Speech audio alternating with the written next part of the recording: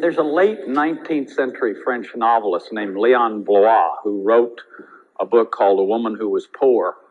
And one of the statements he made in that book was, or one of the statements he is quoted as having made in his life is that there's only one sorrow, the sorrow of not being a saint. Now, the context in which he said that didn't have anything to do with people with halos or people who were so holy that they're not somebody we could attempt to strive to be like in our lives. What the context of that statement was is the sorrow is that people miss the mark, that they're not whole. Holiness is wholeness, that you don't become the person you were meant to be. That you go through your life, you're born, you go through your life, and you die, and you never become the person that you were meant to be. That of all the people who have ever lived, you're the only one like you. The poet says, what I do is me, for that I came. That I came. I came into this world to be me. And so the question is, who am I? And as we look at the range of disorders and the compulsivity, that's what I like to focus on, that out of that shame base, another way to look at the crisis is to say that we're in a crisis of compulsivity. And that compulsivity itself is set up in family systems. That the initiation into compulsivity always takes place in families, and the way it takes place is out of some form of abuse, which in its initial sort of initiation was salvific. That is, I'm a workaholic because I can't deal with my feelings. I don't have any feelings of tenderness or feelings of dealing with my children, so I'd rather stay at work and be into the impersonal excitement of making money as opposed to the threatening intimacy of home and the getting close and the expressing feelings. But what happened to a person like that? Very early on, they got cut off from their feelings. Very early on, they got abused in some way so that they were not allowed to be who they were.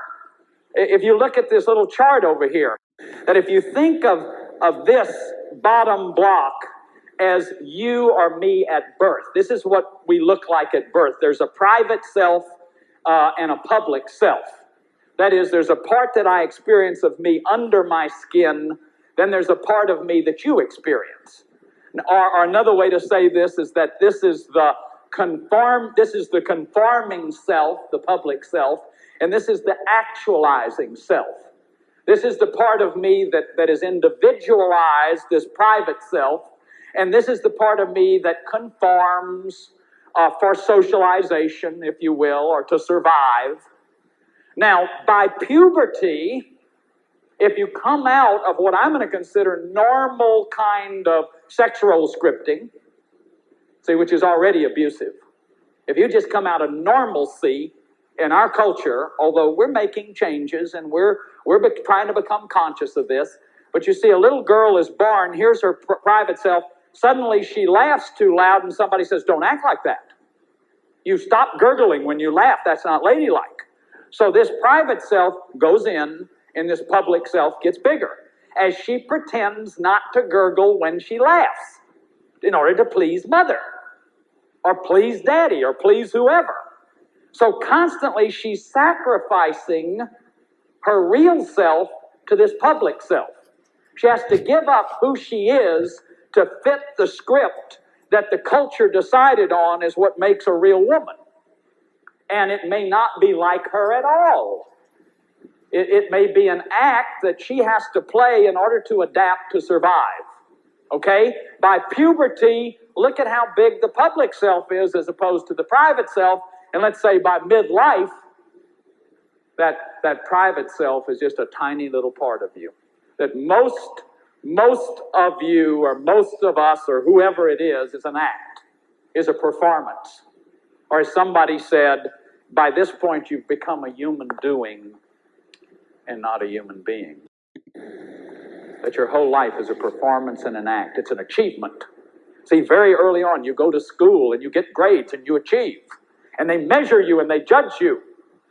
And if you don't meet the measurement or the judgment, that private self, which may be very different, you may hear a different drummer.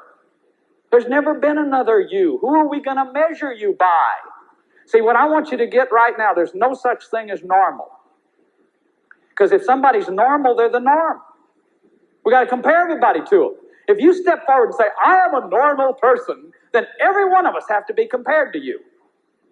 That you are the measure and the standard by which all of us are measured. What I'd rather say is we miss the mark. The sorrow of not being a saint is that you're not functional. Is that by the time you get here, you're pretending like you're not angry when you're angry because that's dirty or that's not ladylike. Or you're pretending not to be sad when you're sad because that's not manly. And so part of you is frozen and split off and gone. Part of you is no longer functional. Your feelings. Or maybe way back here you were so you had such an authoritarian family struggle you were never allowed to think a thought. If you said something, somebody would say that's stupid or that's crazy or where did you get a crazy idea like that? So what you learned to do was to adapt. You pretended like you didn't have any idea. But more than anything else, I know that if I make a friend, they like me for who I am, not a persona I maintain to keep up appearances. I'm not projecting the image society demands of me. I'm just my raw, honest, autistic self. So I can't disappoint them by letting my guard down. Being autistic in the modern world is hard. We have to deal with prejudices and misconceptions unique to us. Society puts us at a disadvantage because we can't be corralled into set, acceptable ways of thinking and behaviour. We're too full of surprises. If we could be easily predicted or controlled, then we wouldn't be seen as deficient or our behaviour questioned. We'd be model citizens. Neurotypical life may not present the same barriers as autistic life, but it has barriers of its own. Non-autists have concerns and neuroses that most autistic people aren't even bothered by. And the biggest of those is maintaining the image of being happy and just the right amount of dissatisfied with life that you're seen to be aspirational, but not so ambitious that those you hope to impress feel threatened. Most neurotypical people aren't ready to be unplugged. But if you're autistic, you've never been fully plugged in. If you think being neurotypical is something to aspire to or to envy, you've been conned. It's about not being quiet about how you feel, which is good advice if I don't say so myself. I try to let you get in just to see a tiny piece of my mind. And you've barely scratched the surface, but you're running on a clock that's running out of time. With the darkest of intentions, and these quiet interventions shut me down. So I'll stay here in the shadows, unafraid to unmask the things that might cause you to drown. I'm never gonna be quiet. You seem to only want a well-paid silence. That's fine, but I know you're working from a clock until you pulled the gun and cocked it down. My only option is they stop, drop, and roll. I can just throw up, but you're constantly saying I'll go up.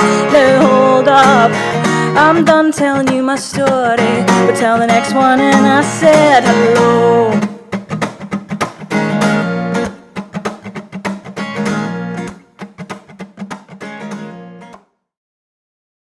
GABA is a neurochemical made by your body that helps you to feel calm, relaxed, and focused. It's involved with calming down nerve signals, helping you to stay energetic whilst preventing strong emotions like anxiety, fear, or stress. Unfortunately, many people have low levels of GABA, and this can cause you to feel irritated, anxious, and restless. Without enough GABA, the nervous system can become overstimulated, causing muscle spasms or twitches, and this can also affect the heart muscle, causing high blood pressure. People with low GABA levels also often struggle to sleep soundly at night. You may feel weak and lethargic during the day and tend to get burnt out emotionally or physically more easily. And you may struggle to unwind and turn off the overactive thoughts because your cortisol is high and your GABA is low. Fortunately, there are some very simple and natural ways that you can boost your GABA levels to overcome these problems to manage your stress levels. Whenever you're feeling stressed or anxious, your brain releases more glutamate, which activates the fight or flight response in your body. This causes your adrenal glands to release too much cortisol, the stress hormone that causes your muscles to tighten, your digestive system to stop working properly, and it also makes you less resistant to infections from viruses. So, in order to inhibit this glutamate and calm down your stress response, start actively reducing your stress triggers in life and spend more time winding down.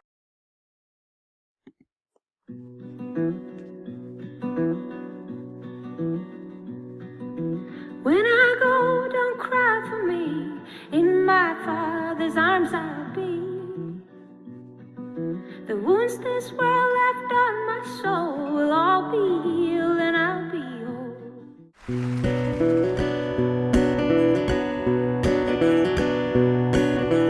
When I go, don't cry for me. In my Father's arms I'll be. The wounds this world left on my soul will all be healed and I'll be whole. Sun and moon will be replaced with